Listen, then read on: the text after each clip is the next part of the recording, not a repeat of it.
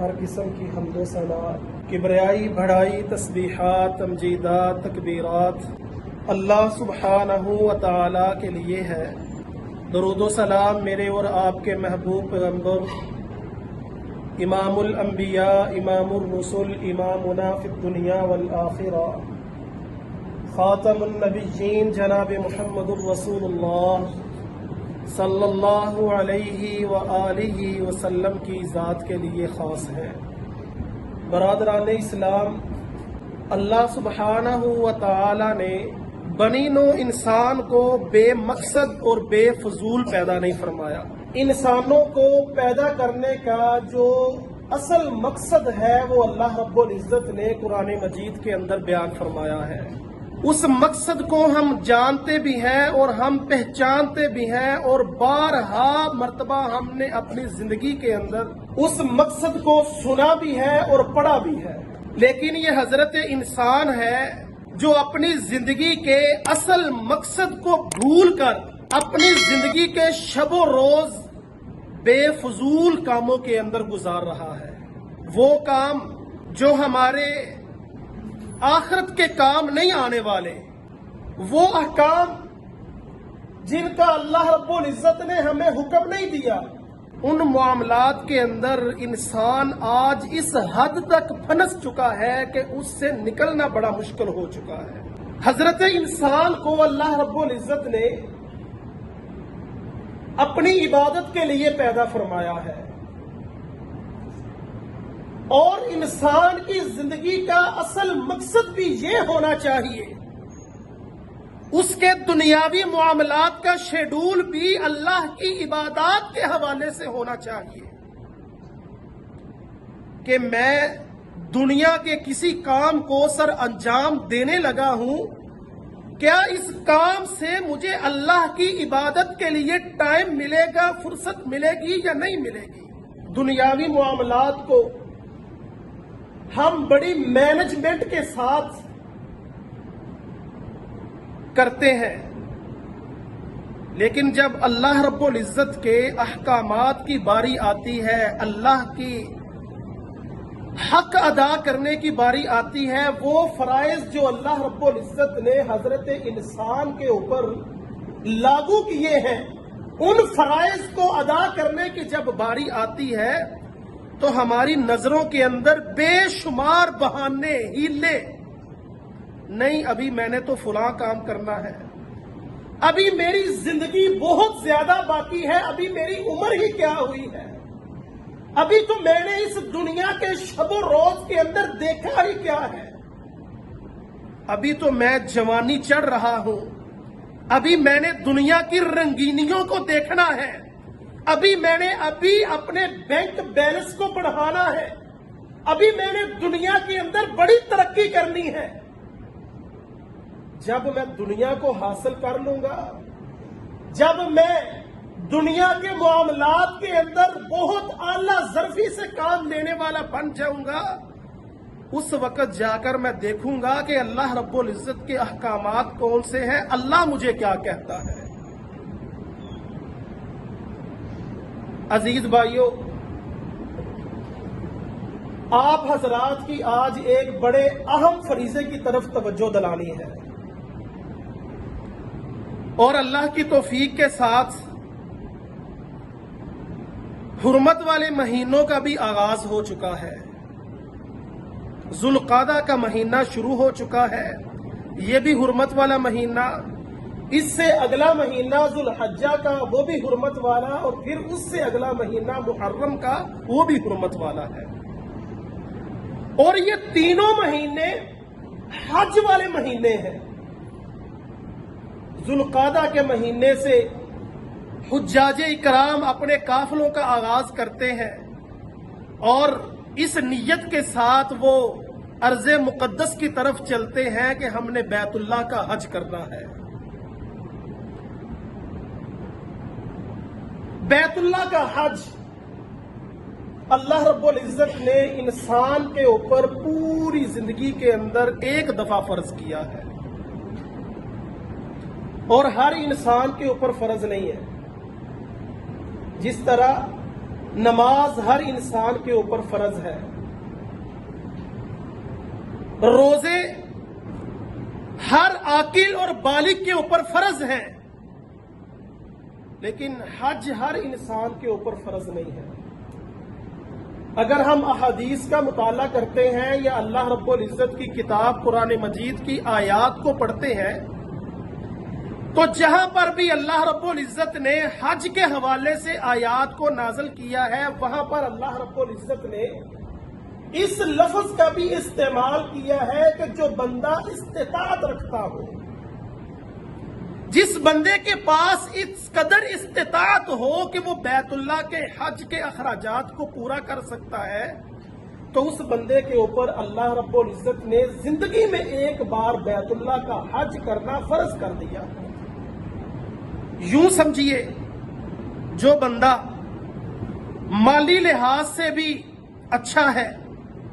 جسمانی لحاظ سے بھی اچھا ہے، صحت مند ہے، تندرست ہے،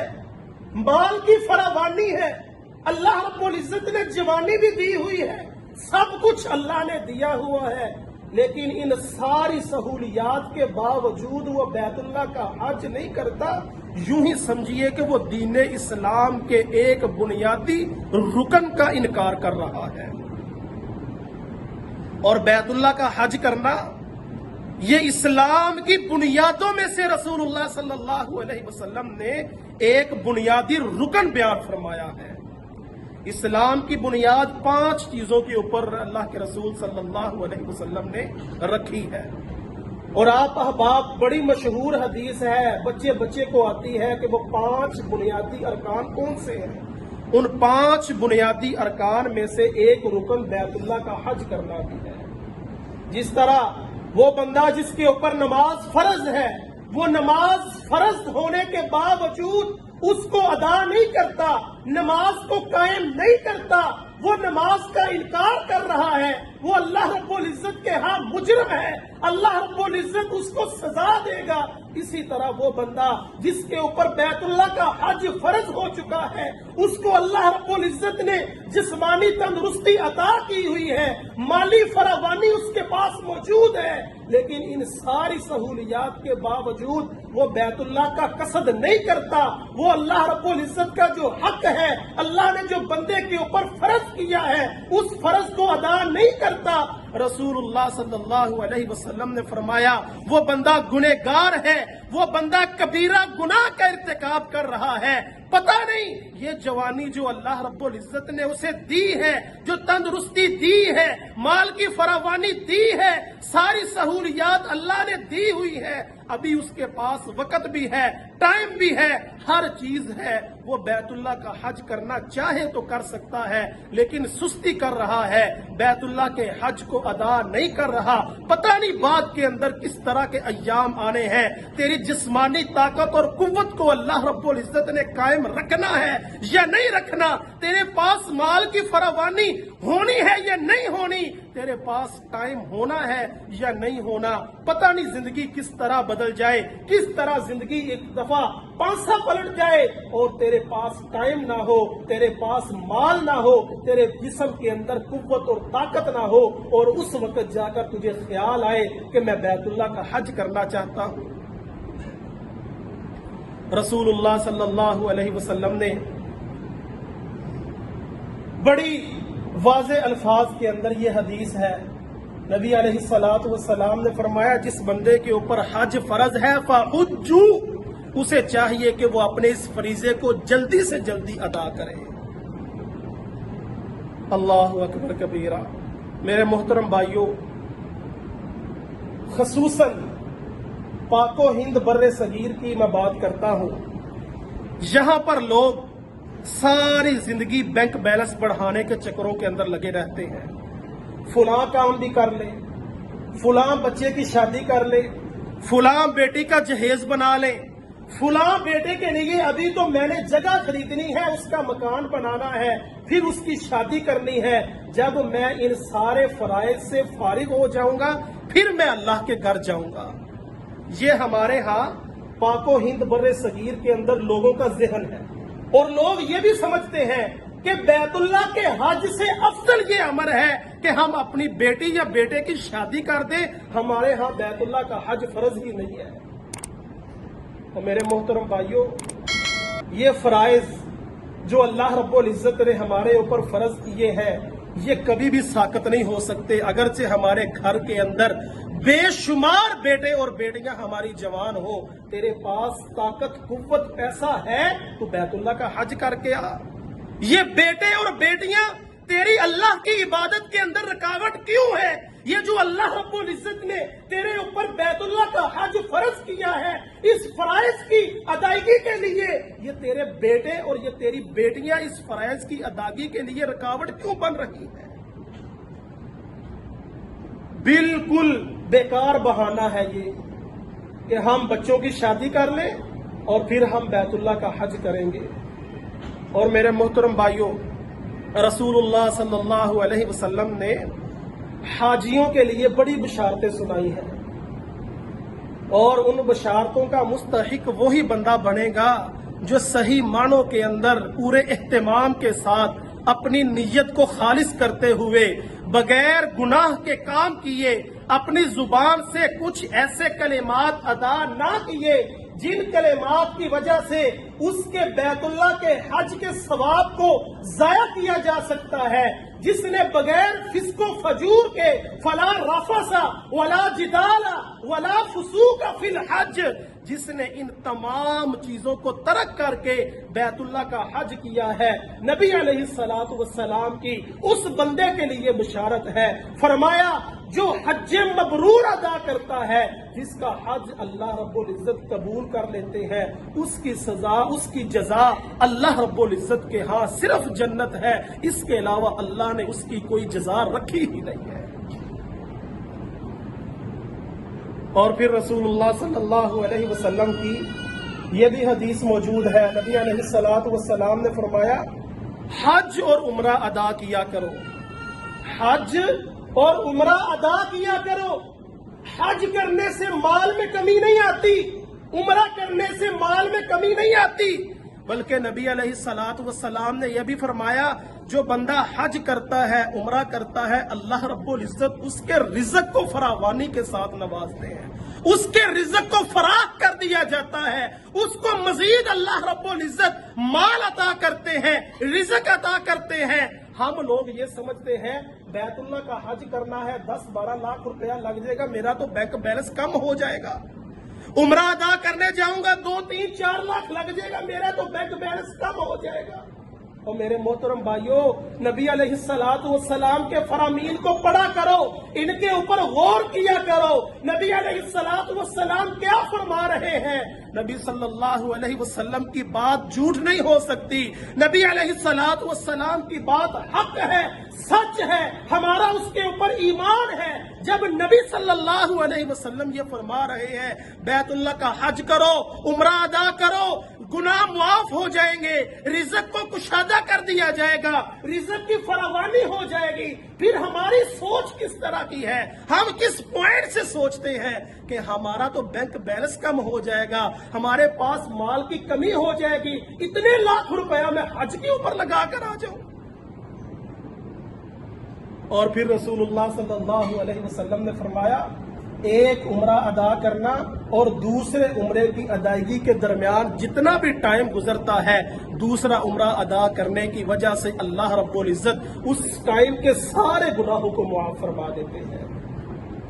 اور پھر رسول اللہ صلی اللہ علیہ وسلم نے فرمایا حج کرنے والا جب واپس لوٹتا ہے وہ ایسے ہی ہے دنیا کے اندر اس طرح گناہوں سے پاک صاف ہو جاتا ہے جس طرح کہ آج ہی اس کی ماں نے اس کو جنم دیا ہے. جب ماں اپنے بیٹے کو جنم دیتی ہے اس کے ذمے کوئی گناہ ہوتا ہے؟ بالکل گناہوں سے پاک صاف، معصوم، کوئی گناہ نہیں ہے، کوئی خطا اس کے رجسٹر کے اندر درج نہیں ہوئی. نبی علیہ الصلوۃ والسلام نے فرمایا ہے وہ بندہ جو بیت اللہ کا حج کر کے لوٹتا ہے اس کی جزا اللہ رب العزت کے ہاں जन्नत है, और जन्नत के अलावा अल्लाह रब्बुल इज्जत उसकी जिंदगी के सारे गुनाहों को माफ कर देता है। एक सहाबी रसूल नबी अलैहिस्सलातु वस्सलाम के पास आया और आकर कहने लगा, ऐ अल्लाह के रसूल, मैं इस्लाम कबूल करना चाहता हूँ। नबी अलैहिस्सलातु वस्सलाम ने फरमाया, हाँ तो कर इस्लाम कबूल। फरमाया, मेरी एक शर्त है कि मैंने अपनी जिंदगी के अंदर बहुत से गुनाह किए हैं, मेरी जिंदगी गुनाहों से भरी पड़ी है, मैं ये शर्त रखना चाहता हूँ कि अल्लाह रब्बुल इज्जत इस्लाम कबूल करने की वजह से मेरे सारे गुनाहों को मुआफ कर देगा। नबी अलैहिस्सलातु वस्सलाम ने फरमाया, हाँ तो अल्लाह रब्बुल इज्जत तेरे सारे गुनाहों को मुआफ कर देगा। जब कोई बंदा कुफर को छोड़कर इस्लाम के अंदर दाखिल होता है, सबका सारे गुनाहों को मुआफ कर दिया जाता है। और फिर नबी अलैहिस्सलातु वस्सलाम ने फरमाया, हिजरत करने वाला जो अहले कुफर के इलाके को छोड़कर अहले इस्लाम के इलाके की तरफ जाता है, इस नियत के साथ जाता है कि मैं इस इलाके को इसलिए छोड़ रहा हूँ कि मैं सही तरह अल्लाह की इबादत नहीं कर सकता, मैं अहकाम इलाहिया के ऊपर अमल नहीं कर सकता, मैं अहले कुफर को छोड़कर अहले इस्लाम के इलाके की तरफ जा रहा हूँ इस नियत के साथ कि मैं अपने रब की इबादत करूंगा, अल्लाह के अहकामात की पासदारी करते हुए अपनी जिंदगी को बसर करूंगा। नबी अलैहिस्सलातु वस्सलाम ने फरमाया, हिजरत करने की वजह से अल्लाह रब्बुल इज्जत साहब का सारे गुनाहों को माफ कर देता है। और तीसरे नंबर पर रसूलुल्लाह सल्लल्लाहु अलैहि वसल्लम ने फरमाया, वो बंदा जो बैतुल्लाह का हज करता है बगैर फिस्को फजूर के, बगैर नाफरमानी किए, बगैर कोई अपनी जुबान से ऐसे गुफ्तगू निकाले जिसकी वजह से उसके हज का सवाब जाया हो जाए, अल्लाह रब्बुल इज्जत उसके भी साहब का सारे गुनाहों को माफ कर देता है। और हज बैतुल्लाह के अंदर कौन सी ऐसी चीज है जिसकी तालीम नहीं दी जाती? जब बैतुल्लाह का हज होता है तो खुतबा हज के अंदर अकीदा तौहीद को बयान किया जाता है, लोगों के अकायद की दुरुस्तगी के लिए वहां से आवाज बुलंद होती है कि लोगों अपने अकीदे को दुरुस्त कर लो, अपने अकीदे को ठीक कर लो, अपने अकायद की इस्लाह कर लो। ये वो अमर है, ये वो काम है जिसके ऊपर सारे दीन की बुनियाद है। जिस बंदे का अकीदा ठीक नहीं है उसका कोई अमल काबिल कबूल नहीं है। सारी जिंदगी अल्लाह रब्बुल इज्जत की इबादत करता रहे, रसूलुल्लाह सल्लल्लाहु अलैहि वसल्लम के अहकामात के ऊपर अमल करता रहे, जब तक वो अपने अकीदे की इस्लाह नहीं करेगा, अपने अकायद को उस तरह नहीं बनाएगा जिस तरह अल्लाह उसके रसूल का हुक्म है, उसकी कोई इबादत अल्लाह रब्बुल इज्जत कबूल नहीं करेंगे, बल्कि उसकी सारी इबादत को जाया कर दिया जाएगा। बैतुल्लाह के हज के मौके के ऊपर खुतबा हज देने वाला ये बयान करता है, ओ लोगों अपने अकायद को दुरुस्त कर लो। और फिर अजीज भाइयों, खुतबा हज के अंदर लोगों को इस बात की दावत दी जाती है कि इत्तिबाए सुन्नत को अपनाओ, रसूलुल्लाह सल्लल्लाहु अलैहि वसल्लम के अहकामात की पाबंदी करो, उनके ऊपर अमल करो, अखुव्वत भाईचारे का दर्स दिया जाता है और मसावात सिखलाया जाता है कि ये सारी दुनिया के लोग, कोई काला है, कोई गोरा है, कोई अरबी है, कोई अजमी है, कोई फारसी बोलने वाला है, कोई कौन सी जुबान बोलने वाला है, अल्लाह रब्बुल इज्जत के यहाँ किसी को कोई फोकियत नहीं है, अल्लाह के यहाँ सब बराबर है। अगर किसी को फोकियत है उसके ईमान की वजह से है, उसके तकवे की वजह से है, उसके अमाल की वजह से है, और दुनिया के लिहाज से अल्लाह रब्बुल इज्जत के यहाँ कोई बंदा भी बड़ा छोटा नहीं है। सारे इंसान अल्लाह रब्बुल इज्जत की नजरों के अंदर यकसा है, बराबर है। और बैतुल्लाह के हज के मौके पर आप देखते हैं कि सारी दुनिया से लोग, काले भी आए हैं, गोरे भी आए हैं, अजमी भी आए हैं, अरबी भी आए हैं, फारसी बोलने वाले, इंग्लिश बोलने वाले, उर्दू बोलने वाले, सारी जुबानों के लोग वहां पर जमा है। सब ने एक लिबास पहना हुआ है और सारे लोग अल्लाह रब्बुल इज्जत से सिर्फ यही इल्तिजा करते हैं, ऐ अल्लाह हमारी इस इबादत को कबूल फरमा ले, ऐ अल्लाह हमारे गुनाहों से मुआफ कर दे, हमें पाक साफ कर दे। और ये हज मसावात का हमें हुक्म देता है, भाईचारे का हुक्म देता है, अखुव्वत का हुक्म देता है कि ये सारे लोग अल्लाह रब्बुल इज्जत की नजरों के अंदर बराबर है। तो मोहतरम भाइयों, सारी गुफ्तगू का खुलासा ये है, आप अहबाब में से जिसको अल्लाह रब्बुल इज्जत ने माल दिया है, جس کو اللہ رب العزت نے جسمانی طاقت سے نوازا ہوا ہے، اس بندے کو جلد از جلد بیت اللہ کا حج کرنا چاہیے۔ نبی علیہ الصلوۃ والسلام کا فرمان آپ نے سن لیا کہ جس بندے کے اوپر اللہ رب العزت کی طرف سے حج فرض ہو چکا ہے، تو نبی علیہ الصلوۃ والسلام نے فرمایا کہ وہ جلد از جلد اپنے اس فریضے کو ادا کرے۔ اور ایک عورت حجۃ الوداع کے موقع پر رسول اللہ صلی اللہ علیہ وسلم کے پاس آئی، نبی علیہ الصلوۃ والسلام سے پوچھنے لگی، اللہ کے رسول، میرے والد کو اس وقت فریضہ حج نے آن لیا ہے جب میرا والد سواری کے اوپر بھی نہیں بیٹھ سکتا۔ اس وقت میرے والد کے اوپر حج والا فریضہ فرض ہوا ہے کہ جب کہ اب میرا والد سواری کے اوپر بھی نہیں بیٹھ سکتا، تو کیا میں اس کی طرف سے حج ادا کر سکتی ہوں؟ نبی علیہ الصلوۃ والسلام نے فرمایا، ہاں تو اس کی طرف سے حج ادا کر سکتی ہے۔ اور یہ حجۃ الوداع کے موقع پر رسول اللہ صلی اللہ علیہ وسلم نے اسے حکم دیا تھا۔ تو اگر آپ احباب میں سے اگر کسی کا والد یا والدہ یا وہ خود اس حالت کے اندر نہیں کہ وہ بیت اللہ کا سفر کر سکے، اس کے جسم کے اندر طاقت نہیں ہے، تو وہ اپنی طرف سے کسی دوسرے کو بھی حج کروا سکتا ہے۔ وہ اپنے بیٹوں میں سے یا اپنی بیٹیوں میں سے کسی کو کہہ سکتا ہے کہ میری طرف سے حج کر کے آؤ، بشرط یہ کہ جو بندہ کسی کی طرف سے حج کر رہا ہے اس نے خود پہلے اپنا حج ادا کیا ہو۔ تو اللہ رب العزت سے دعا ہے کہ اللہ رب العزت ہمیں جلد از جلد